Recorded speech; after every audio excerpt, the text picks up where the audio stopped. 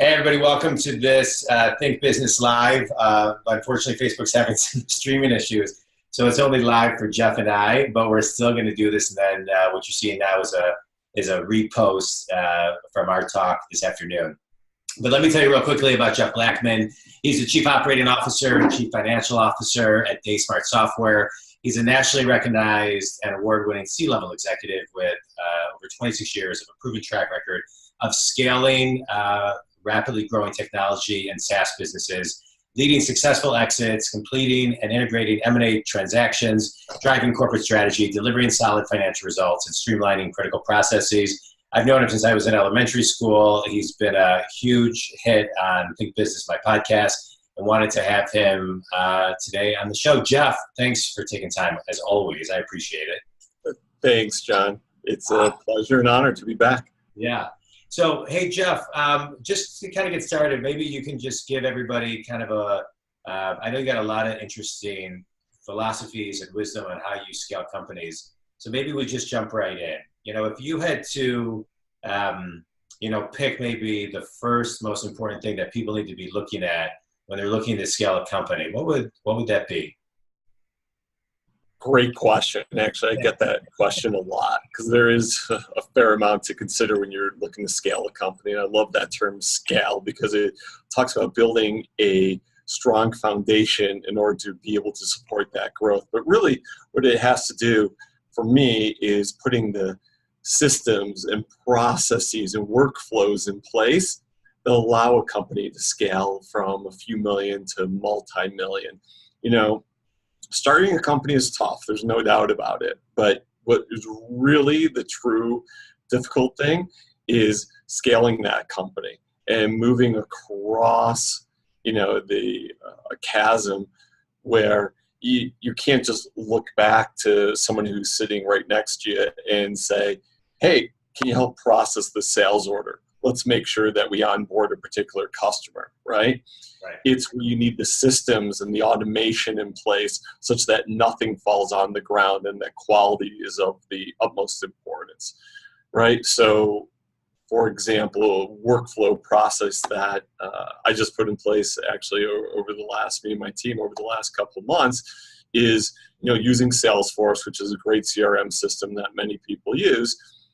When our salespeople sell something, there's a field that a lot of people like to click, which is close one, right? You sold the deal. Congratulations. But then what happens there? It doesn't just stop there. What needs to happen is you need to communicate to the customer about the next steps. You need to speak to your onboarding team. You need to bill them, right? So what we've done through our systems and processes and workflows is that we've automated all of that such that as soon as a customer is sold, there's an automated email that goes to that customer straight from our Salesforce system with links to support articles. There's an email that goes to our onboarding team through Salesforce as well to set up the training. It creates triggers and tasks in their system as well. So every day they know that they have to set up that training, they have to complete the training, or else it's going to continue to remind them. Because we know if we don't train them, right, they're not going to stick around as often. It also sends a automated bill as well through our billing system. So when you start a company, of course, you don't have all that in place. But in order to scale the company, to take it from, let's say, 2 million to 20 million to 200 million, you have to put those systems in place. Yeah. When you talk about the chasm, it reminds me of a book by Jeffrey Moore, Crossing the Chasm. Yeah. I was just reading that not too long ago, actually. Yeah, such a great book for every business owner as it shows and goes into really in depth about the chasm. I highly recommend it to those who are listening who maybe haven't read it. So let's talk about, I just want to kind of touch on one thing that you're talking about, because, with all of the stuff in place that you're talking about, which I think is absolutely critical, I see it all the times when I'm in businesses and working with businesses, but somehow there is that communication that seems to continue to break down. And it's sometimes the stuff that, it's sometimes the stuff that people can't necessarily put in writing that's kind of intuitive to basically, how do you how do you train people to communicate more effectively? I guess that's what I'm talking about. Even though you have the systems and the processes and everything else. Yeah, you know what? Well, so it almost seems like we set up that question and we did not. I swear to everybody, we did not, because that is something I talk to everyone about all the time is communication. I always tell people that, and who knows, I've never seen a stat on this. I always say over 50% of the business problems can be alleviated if there were increased communication. And I truly believe that. And I always tell my folks all the time, you can never over communicate. You can sure under communicate, but you can never over communicate. There's no such thing as over communication. When you over communicate, at least everyone is on the same page, nothing drops on the floor, right? Customers are happy, employees are happy, and quality is at its absolute height. But how do you do that? That's a great question. I think just absolutely always making sure that everyone knows that you can never over communicate. But you have to set an example for everyone as well, right? You have to make sure that you are communicating with them and make sure that there's no surprises as well. And when you lead by example, then you will get that communication back as well. Yeah, I think it's a good, something I'd like to highlight is the leader's responsible for 90% of how everybody else acts and walks and talks and the culture, which we're not necessarily getting into right now. So, I think it's important to over communicate as well, but make sure that they're not micromanaging. But it's so critical. I agree with everything you just said. Absolutely.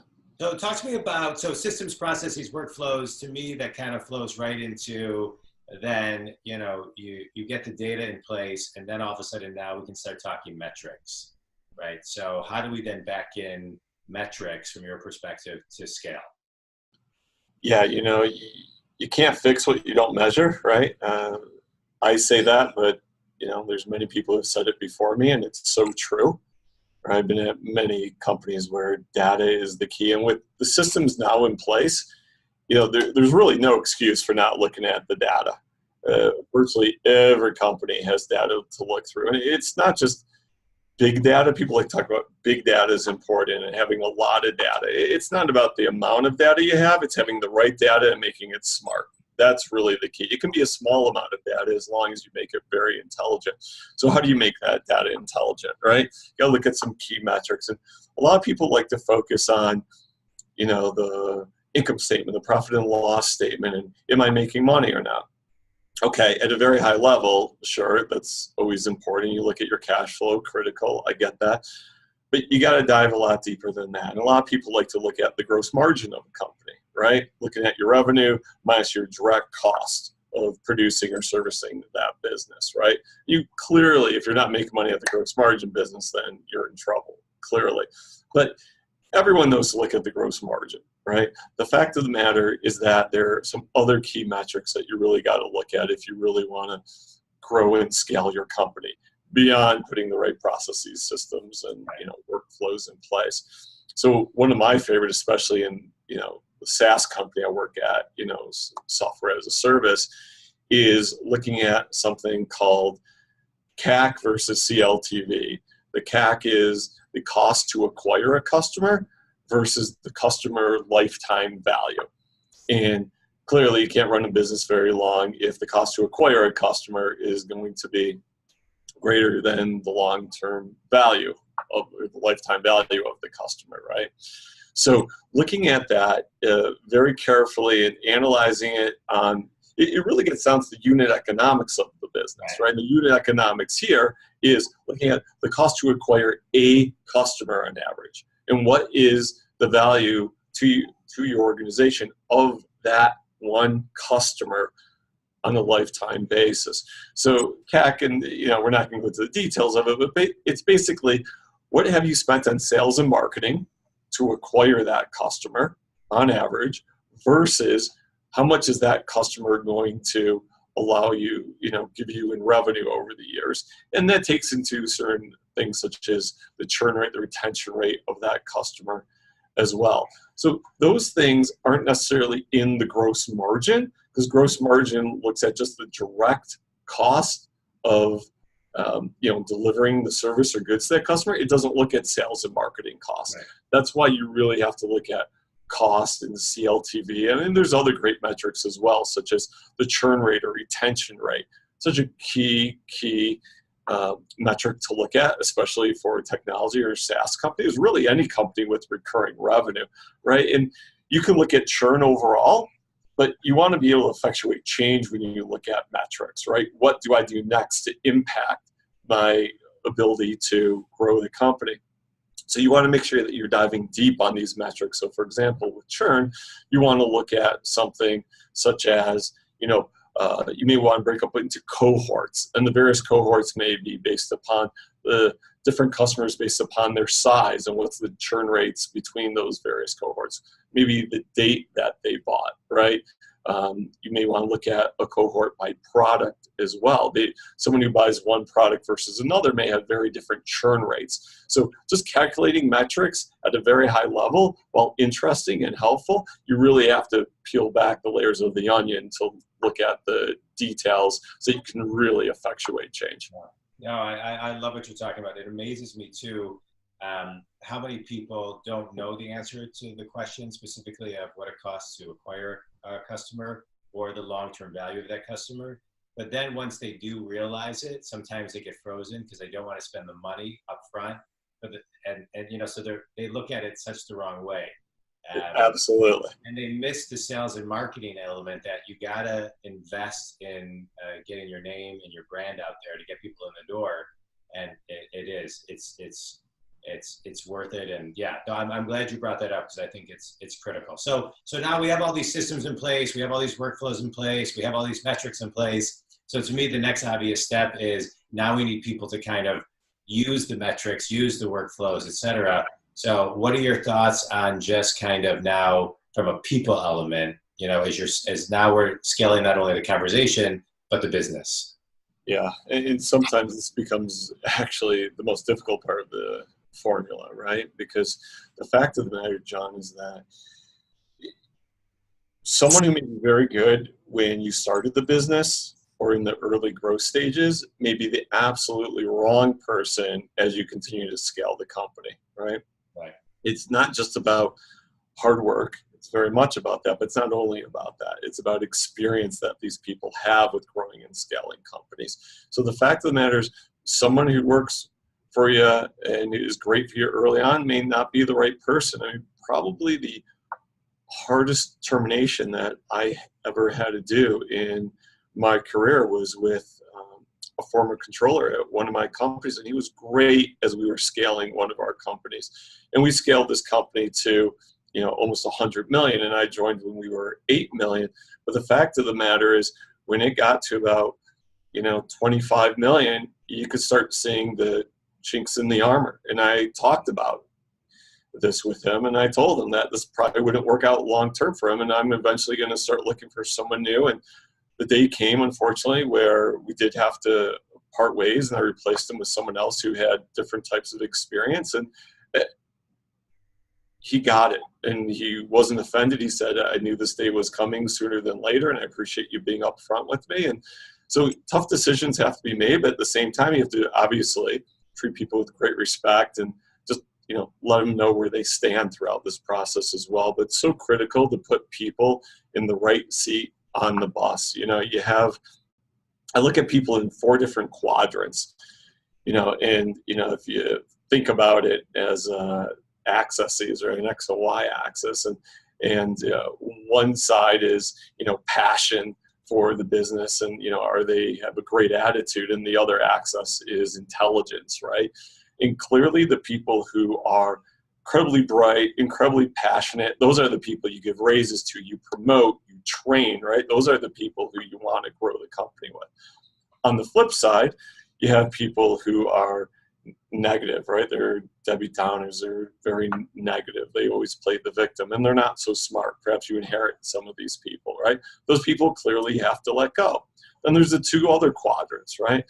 People who may not be trained as well in the discipline that you want them to do, but they're extremely passionate about your business, right? And they have a great attitude. You want those people around. And it's incumbent upon you as a leader to make sure that you are training these people and putting them on the right seat on the bus to succeed. But probably the most difficult quadrant that I've seen for leaders to act upon is someone who is extremely intelligent. They have a lot of institutional knowledge, right? But they may play the victim. They're not passionate. They have a terrible attitude. They're a cancer to your organization, but yet they know too much, right?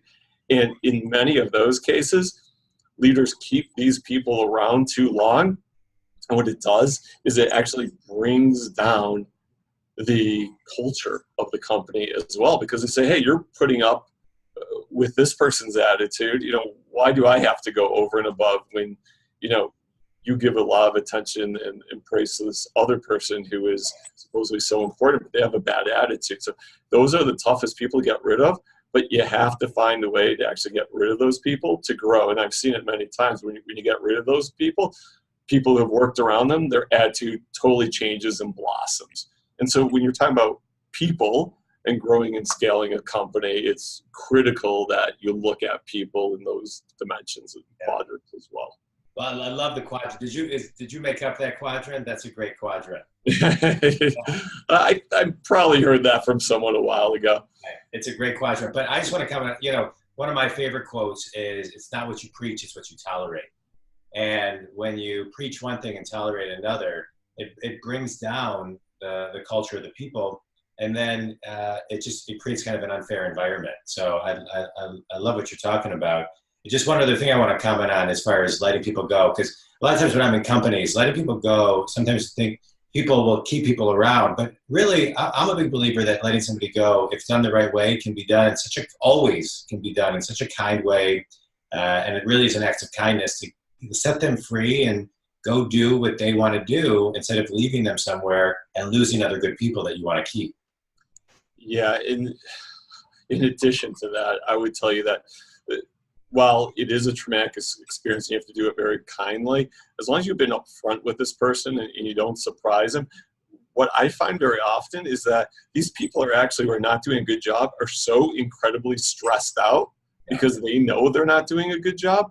Who wants to come to work when they know they're not doing a good job and they're failing to meet expectations, right? And yeah, of course they want to put money on, they need money to put, food on their families' table. But the fact of the matter is they are not happy. And if you relieve them from that burden on their shoulders, and you give them, enough of a severance and you help them out and, hopefully give them a positive, decent reference, then the fact of the matter is long-term, it always works out for that person because then they could find a proper home that is fit for their skills.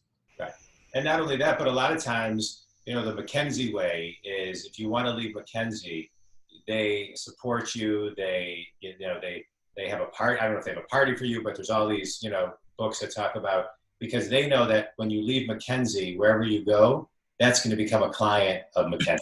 And so they use that as their referral way. And so it's kind of like if you leave and you let somebody go and you keep your reputation intact and they leave their reputation intact, then more business and good things will come from that. So I think it's always, as we're talking about that, let's just talk about kind of, brand management, personal brand management and, how to keep your reputation in a company when maybe you aren't leading the way you should and you've kept people around. How do you keep your reputation intact? Yeah, you're talking about as a leader? Just as a leader or just as an employee, as I think a lot of people know in general, when you're stressed out and you're not happy, it doesn't do anybody. Just this past week, we're doing our annual reviews right now, actually, and so I'm preparing those. And as I've spoken to my folks, one thing I tell them is a leader leads. You are not a leader just because you have a title, right? And people will follow you for two reasons. One is because you have the title and they fear you, right? And that's not the type of leader anyone wants to be, right? But then there's the other type of leadership, which is I follow you because you lead by example. You care about me. You are really concerned about me as a person, as an individual, not just as an employee. And it's that type of leadership that, you want to exhibit with people. Yeah. Jeff, my last question for you is, and then if there's anything else you want to talk about, but when we talk about scaling, right? I think there's, you know better than I do, but there's two ways to scale, either through organic growth or through acquisition. And so, can you just kind of talk about those two? I mean, when I'm in companies, that's a lot of times what they're talking about, right? Should we scale organically, or should we scale organically and/or ever acquire, and then merge cultures, et cetera, et cetera? Yeah.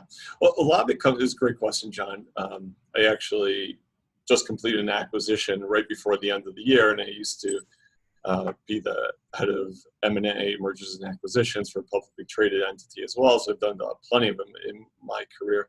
And it comes down to the fact of not necessarily can you build that technology or service or product within your own organization. Virtually everybody can, given enough time and resources.